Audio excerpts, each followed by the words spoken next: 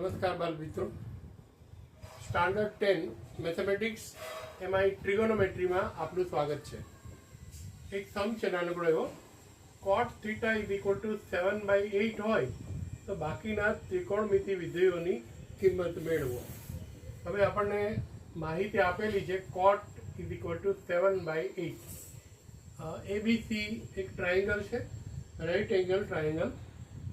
B 90 degree, that is hypotenuse. Opposite side theta C અને opposite side AB અને adjacent side BC. Therefore Pythagoras આપણને કામ લાગે છે. AC² = AB² plus BC². Therefore AC² = AB 8 square BC 7 square. 8 square 64, 7 square 49, that is 113. AC square = therefore AC = under square root 100 plus 13. Therefore 10 under square root 13 is the AC.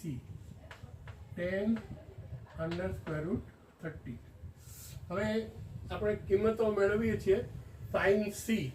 Sign એટલે opposite by hypotenuse. Therefore 8/10 under square root 30. cos C adjacent hypotenuse. Therefore 7/10 under square root 30. હવે 10 જો ગોતવું હોય તો sine upon cos એટલે 10 આપણને ખબર છે, તો આ બે ઉડી જશે એટલે 8/7 આવી જાય. હવે કોટ છે એ આપણને આપેલું છે, તો દેટ ઇઝ 7/8 અને કોસેક છે એ આનું વ્યસ્ત છે સાઇનનું, તો /8